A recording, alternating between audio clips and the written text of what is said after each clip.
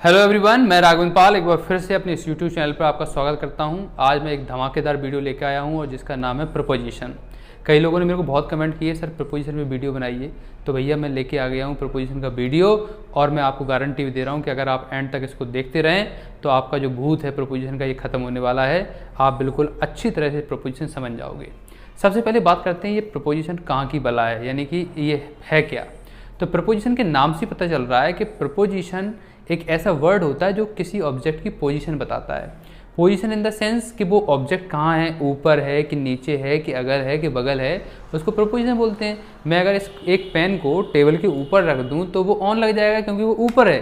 Table के बगल में भी रख सकता हूँ, टेबल के नीचे भी रख सकता हूँ, कहीं पर भी रख सकता हूँ। तो प्रपोजिशन का मतलब किसी की पोजीशन बताना। प्रपोजिशन बहुत सारे होते हैं, on, upon, at, of, with, by, beneath, under, आपका ऑफ और सिंस, फॉर, ऐसे बहुत सारे प्रपोजिशन होते हैं। मैं आपको एक एक करके कंपैरिजन करके आज प्रपोजिशन बताऊंगा। चलिए तो स्टार्ट करते हैं आज का वीडियो। सबसे पहले बात करते हैं तीन प्रपोजिशन जिनका नाम है बिटवीन, इन बिटवीन और अमॉन्ग। इन तीनों को मैंने एक साथ इसलिए लिया है क्योंकि तीनों का मतलब होता है बीच में। जब कभी भी कोई चीज़ बीच में होती है उसको दिखाने के लिए हम लोग इन तीनों का यूज़ करते हैं। लेकिन करते कब हैं तो मैं आपको बता दूं कि बिटवीन का जो यूज़ है वो हमेशा दो के लिए करेंगे। इन बिटवीन का जो यूज है वो हमेशा दो के बीच में जब कोई तीसरा आ जाएगा तो उसके लिए करेंगे। और अमॉन्ग का जो यूज है वो दो से अधिक के लिए करेंगे। जैसे स्टार्ट करते हैं, क्वेश्चन नंबर फर्स्ट लेते हैं। क्वेश्चन नंबर फर्स्ट है हमारा, distribute sweets dash Ram and Shyam. इन मिठाइयों को राम और श्याम के बीच में बांट दो। अब राम और श्याम कितने लोग हैं? दो लोग हैं, इसलिए आंसर क्या होगा? Between, simple. यहीं पे अगर मैं बोलूं कि रवि राम और श्याम के बीच में खड़ा है, अब क्या हुआ कि राम और श्याम के बीच में एक तीसरा आया है तो उसको दिखाने के लिए हम लोग क्या लगाएंगे? In between. तो मैं आंसर करूंगा कि Ravi is standing in between Ram and Shyam. तो आपको समझ में आ गया होगा, दो के लिए बिटवीन और दो के बीच में जब तीसरा आ जाए तो इन बिटवीन। और दो से अधिक की बात कर दें तो अमंग। जैसे कि एक क्वेश्चन लेते हैं, डिस्ट्रीब्यूट बुक्स, इन किताबों को बांट दो डैश चिल्ड्रन। अब चिल्ड्रन की अगर हम बात करें तो चिल्ड्रन का मतलब होता है बच्चे। बहुत सारे जब बच्चे हैं तो आंसर क्या होगा? अमंग। तो आंसर हो जाएगा अमंग। क्लियर हो चुका होगा। चलिए अब आगे बढ़ते हैं और दो और प्रपोजिशन लेते हैं। बात करते हैं इन और इनटू की। भैया ये इन और इनटू क्या है? तो मैं आपको बता दूं कि इनका प्रयोग, सबसे पहले इनके बारे में बात कर लेते हैं। इनका प्रयोग अंदर के लिए किया जाता है। जब हम किसी चीज़ के अंदर होते हैं तो इन लगाएंगे, लेकिन वहीं पे इनटू का प्रयोग बाहर से अंदर के लिए किया जाता है। बाहर से जब कोई चीज़ अंदर जाती है उसके लिए लगाते हैं इनटू। जैसे मैं कमरे में हूँ, इसमें मैं अंदर हूँ, आंसर क्या होगा? I M in the room. अगर मैं बोलूँ उसने नदी में छलांग लगाई, अब उसने नदी में छलांग लगाई, बाहर से कहाँ जाएगा? अंदर। तो आंसर हो जाएगा ही जम्प्ड इनटू द रिवर। तो क्लियर हो चुका होगा कि अंदर के लिए इन और बाहर से अंदर जाने के लिए इनटू। आगे बढ़ते हैं। अगर हम बात करें इनटू के एक और प्रयोग की, मैं आपको बताना चाहूँगा। एक और प्रयोग ये है कि अवस्था परिवर्तन के लिए इनटू का प्रयोग करते हैं। अवस्था परिवर्तन क्या होता है? जैसे कि दूध का दही में बदल जाना, बर्फ़ का पानी में बदल जाना, सेंटेंस को चेंज कर देना, हिंदी से इंग्लिश में बनाना, इंग्लिश से हिंदी में बनाना। अवस्था यानी कि शक्ल ही बदल दें तो उसको हम लोग लगाते हैं इनटू। जैसे I change milk dash curd. I change milk, milk को मैं कर्ड में बदल रहा हूँ, दही में बदल रहा हूँ, तो आंसर क्या होगा? Into. I change milk into curd. समझ में आ गया होगा। आगे बात करते हैं इन और एट की। ये कंपैरिजन देख लेते हैं इन और एट का। तो मैं आपको बता दूं कि इन का जो प्रयोग है वो बड़ी जगह के लिए करते हैं। कोई बड़ी जगह होगी तो उसके लिए हम लोग लगाएंगे इन, और छोटी जगह के लिए एट का प्रयोग किया जाता है। जैसे मैं ग्वालियर के पुष्कर कॉलोनी में रहता हूँ, तो ग्वालियर एक सिटी है, पुष्कर कॉलोनी एक कॉलोनी है। तो छोटी जगह के लिए मैं एट लगा दूंगा, बड़ी जगह के लिए इन लगा दूंगा। जैसे I live at Pushkar colony इन ग्वालियर, इस तरह से मैं आंसर कर दूंगा। वहीं पे मैं बोल दूं कि मैं मध्य प्रदेश के ग्वालियर में रहता हूं। अब ग्वालियर छोटा हो गया, मध्य प्रदेश बड़ा हो गया, तो आंसर होगा आई लिव एट ग्वालियर इन मध्य प्रदेश। इस तरह से हम इन और इनटू को कंपैरिजन करते हैं। छोटी जगह के लिए एट और बड़ी जगह के लिए इनका प्रयोग किया जाता है। आगे बढ़ते हैं। अगर हम एट के अकेले की यूज की बात करें तो जब कभी भी हम परफॉर्मेंस दिखाते हैं, किसी का प्रदर्शन दिखा रहे हैं, मैं फिजिक्स में बेकार हूँ, वह केमिस्ट्री में अच्छा है, तो मैथ्स में अच्छे हो, जब हम किसी की परफॉर्मेंस दिखा रहे हैं तो उसके लिए हम लोग एट का प्रयोग करते हैं। जैसे एक सेंटेंस ले लेते हैं, मैं क्रिकेट खेलने में अच्छा हूँ। अब ये मेरी परफॉर्मेंस है कि मैं क्रिकेट खेलने में अच्छा हूँ, तो आंसर होगा I am good at playing cricket. इस तरह से हम एट का प्रदर्शन दिखाने के लिए यानी कि परफॉर्मेंस दिखाने के लिए यूज करते हैं। वह फिजिक्स में अच्छा है तो he is good at physics, तुम मैथ्स में बेकार हो, यू आर वीक या कमज़ोर हो, you are weak at mathematics. इस तरह से हम लोग एट का अकेला यूज करते हैं।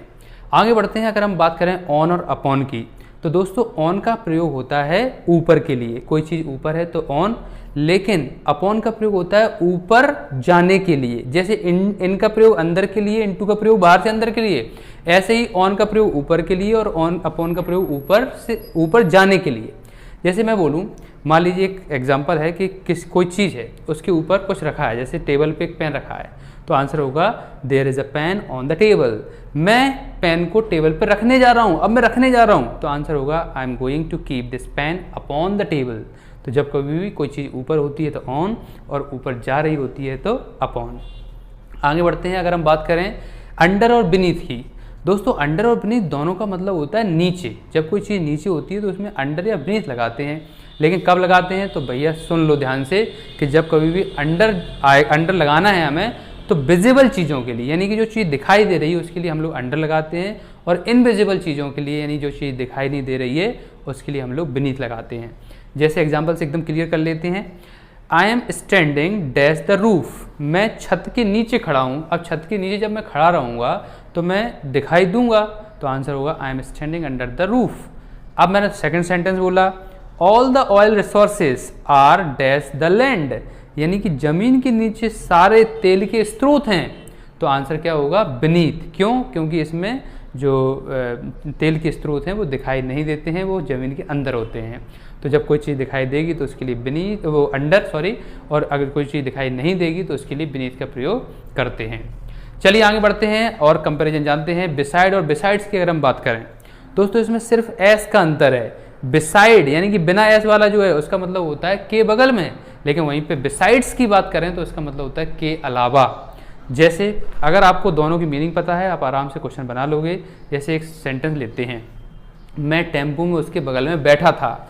अब के बगल में आ गया तो बिसाइड का यूज करना है। I was sitting beside him in a tempo, मैं टेम्पो में उसके बगल में बैठा था। ऐसे मैं बोलूँ कि मेरे अलावा सभी लोग पिकनिक गए, तो besides me everyone went to picnic. तो इस तरह से बिसाइड का मतलब होता है के बगल में, और बिसाइड्स का मतलब होता है के अलावा। यहीं पे अगर हम बात करें सिंस और फॉर की, तो दोस्तों सिंस और फॉर हम सभी को पता है। सिंस का प्रयोग पॉइंट ऑफ टाइम यानी निश्चित समय के लिए, और फॉर का प्रयोग पीरियड ऑफ टाइम यानी कि अनिश्चित समय के लिए किया जाता है। जैसे he has been playing cricket dash 10 o'clock। अब 10 o'clock एक निश्चित समय है, इसलिए सिंस आएगा। यहीं पे मैं बोल दूँ I have been reading dash 2 hours, तो 2 hours अनिश्चित समय है, इसलिए इसमें फॉर आएगा। तो ये हुआ हमारा सिंस और फॉर का प्रयोग। आगे बढ़ते हैं, अगर हम बात करें बाय और विथ की, तो बाय और विथ में सबसे पहला यूज जानते हैं। बाय का प्रयोग हमेशा उसके लिए किया जाता है जब हम वाहन से आते जाते हैं। जैसे मैं यहाँ बस से आया, तो मैं यहाँ बस से आया तो आंसर क्या होगा, आई केम हेयर बाय बस। मैं यहाँ वहाँ टेम्पो से गया, मैं वहाँ टेम्पो से गया, तो आंसर होगा I went there by tempo. वाहन से आएंगे जाएंगे तो हमेशा हम लोग लगाएंगे बाय। वहीं पर अगर हम बाय के दूसरे यूज की बात करें तो बाय का प्रयोग फ्यूचर पॉसिबिलिटी के लिए भी किया जाता है। जैसे वह 2020 तक नौकरी पा चुका होगा, वह 2020 तक नौकरी पा चुका होगा। इसको हमें बनाना है तो आंसर होगा he will have got job by 2020। भविष्य की संभावना के लिए हम लोग बाय का प्रयोग करते हैं। अगर विथ की बात करें तो दोस्तों विथ का प्रयोग सबसे पहला जो है वो उसके लिए करते हैं जब हम किसी चीज़ को हाथ से पकड़ते हैं। जैसे हम लोग कुछ लिखते हैं तो उसमें पेन हाथ से पकड़ रहे हैं, अब इसको हाथ से पकड़ रहे हैं तो विथ लगाते हैं। मैंने बोला मैं एक पत्र लिख रहा हूँ, एक लाल पेन से एक पत्र लिख रहा हूँ, मान लो एक क्वेश्चन आ गया, तो I am writing a letter dash red pen, तो इसमें आंसर हो जाएगा I am writing a letter with red pen. जब हम किसी चीज़ को हाथ से पकड़ें तो ध्यान रखना उसके लिए हम लोग क्या लगाते हैं, विथ। चाहे वो झाड़ू का पकड़ना हो, चाहे वो पेन का पकड़ना हो, या फिर हम कोई ऐसी चीज़ पकड़े हुए हैं जो हाथ से है, हाथ से टच है, तो उसके लिए हम लोग लगाते हैं विथ। दूसरा पॉइंट ये है कि अगर हम किसी के साथ हैं तब भी हम लोग विथ लगाते हैं। जैसे मैं तुम्हारे साथ हमेशा हूँ, तो आंसर होगा I am always with you. तो जब हम किसी के साथ होते हैं तब भी हम लोग विथ का प्रयोग करते हैं। ये हो गई बाय और विथ। अगर बात करें ऑफ की, ओ एफ ऑफ की, तो ऑफ का प्रयोग हमेशा रिश्ता संबंध दिखाने के लिए, का, की, के, अगर किसी सेंटेंस में आ जाता है तो उसको दिखाने के लिए हम लोग ऑफ लगाते हैं। जैसे तुम मोहन के पिता हो, तुम मोहन के पिता हो, इसमें आंसर होगा you are father of Mohan, क्योंकि मोहन और पिताजी का रिश्ता दिखाया जा रहा है, तो you are father of Mohan. Second of का यूज बिल्कुल अच्छी तरह से ध्यान रख लेना कि जब कभी भी हम या कोई भी ऐसा कोई व्यक्ति है वो बीमारी से मर रहा है तो उसको दिखाने के लिए हमेशा हम ऑफ का प्रयोग करते हैं, लेकिन अगर एक्सीडेंट से मर रहा है तो उसके लिए हम लोग फ्रॉम का प्रयोग करते हैं। जैसे ही डाइड डैश कैंसर, अब कैंसर एक बीमारी है तो इसमें ऑफ लगा दें, ही डाइड ऑफ कैंसर। तो ऑफ का प्रयोग हमारा ये हो गया कि बीमारी से मरने के लिए हमेशा हम लोग ऑफ का प्रयोग करते हैं। अगर हम कई दूसरे प्रपोजिशन की बात करें तो ऑफ और फ्रॉम, OFF ऑफ और फ्रॉम की अगर हम बात करें तो दोस्तों जब कोई चीज़ अपने आप गिरती है तो उसके लिए हम लोग ऑफ का प्रयोग करते हैं, और किसी के द्वारा गिराई जाती है तो उसके लिए हमेशा फ्रॉम का प्रयोग करते हैं। जैसे leaves fall dash the tree, अब पेड़ से पत्तियां अपने आप गिरती हैं तो आंसर क्या होगा, leaves fall of the tree. यहीं पर अगर मैं बोलूँ कि उसने मुझे छत से धक्का दिया तो आंसर होगा he pushed me from the roof. तो कोई गिराए तो उसके लिए फ्रॉम, और अपने आप कोई चीज़ गिर रही है तो उसके लिए ऑफ का प्रयोग करते हैं। आगे बात करते हैं on over above. On over above की अगर हम बात करें तो दोस्तों ध्यान रखना, जब कोई चीज़ बिल्कुल किसी के ऊपर हो तो ऑन, थोड़ा ऊपर हो तो ओवर, और बहुत ऊपर हो तो एबव का प्रयोग किया जाता है।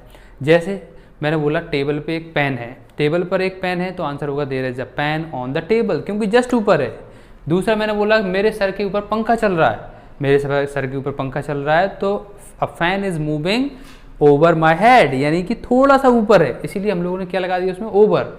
और यहीं पे मैंने बोला कि मेरे सर के ऊपर हवाई जहाज उड़ रहा है तो आंसर होगा aeroplane is flying above my head. जब हम बहुत ऊंचाई की बात करते हैं तो उसमें एबव लगाते हैं। आई थिंक आपको समझ में आ चुका होगा। आगे बढ़ते हैं। अगर टू की बात करें तो दोस्तों टू का प्रयोग मोशन दिखाने के लिए किया जाता है, यानी कि बहाव, फ्लो दिखाने के लिए किया जाता है। जैसे वह स्कूल जाता है, इसमें फ्लो दिखाई जा रहा है तो आंसर होगा ही गोज टू स्कूल। तुम बाजार गए, यू वेंट टू मार्केट। वह दिल्ली गया, ही वेंट टू दिल्ली। जब हम फ्लो की बात करते हैं तो उसमें लगाते हैं टू का प्रयोग। आगे बढ़ते हैं। अगर हम बात करें एबव और बिलो की, तो एबव और बिलो की अगर हम बात करें तो दोस्तों एबव और बिलो का प्रयोग लेवल, स्टेटस और परफॉर्मेंस दिखाने के लिए किया जाता है। अगर स्टेटस ज़्यादा है तो एबव, स्टेटस कम है तो बिलो, परफॉर्मेंस अच्छी है तो एबव, परफॉर्मेंस बेकार है तो बिलो। ऐसे जब कभी हम अच्छी की बात करते हैं तो एबव और बेकार की बात करते हैं तो बिलो। जैसे एक क्वेश्चन लेते हैं, water is flowing dash dangerous mark and there is no need to take tension. अब इसमें टेंशन लेने की जरूरत नहीं है, तो वाटर का जो फ्लो है वो कहीं ना कहीं नीचे बह रहा होगा, तो आंसर हो जाएगा बिलो। इसमें हम लोग बिलो का प्रयोग करेंगे। आगे बात करें, it is dash my dignity to talk to such an officer. अब ऑफिसर से बात करने की बात कर रहे हैं तो एबव का प्रयोग करेंगे, तो it is above my dignity to talk to such an officer. इस तरह से हम लोग एबव और बिलो का प्रयोग करते हैं, यानी कि ऊपर की स्थिति दिखाने के लिए एबव और नीचे की स्थिति दिखाने के लिए बिलो। आगे बढ़ते हैं। अप और डाउन की अगर हम बात करें तो दोस्तों जब कभी ऊपर की ओर, ध्यान से समझना, एबव ऊपर लेकिन अप ऊपर की ओर। जब हम ऊपर की ओर की बात करते हैं तो अप, नीचे की ओर की बात करते हैं तो डाउन का प्रयोग करते हैं। जैसे अगर मैं बात करूं कि पेट्रोल के प्राइसेस बढ़ते चले जा रहे हैं तो ऊपर की ओर हो रहे हैं, तो आंसर हो जाएगा the prices of petrol are going up day by day. दिन पे दिन पेट्रोल की प्राइसेस यानी कि जो पेट्रोल की रेट है वो बढ़ती चली जा रही है। ऐसे ही ऊपर की ओर मैंने बोला कि वह पहाड़ी पर चढ़ रहा है तो he is climbing up the stair, hill stair, यानी कि he is climbing up the hill stair, यानी कि पहाड़ी की सीढ़ियों पे ऊपर चढ़ रहा है। जब हम ऊपर की ओर बात करते हैं तो अप का प्रयोग करते हैं, और नीचे की ओर की बात करते हैं तो डाउन का प्रयोग करते हैं।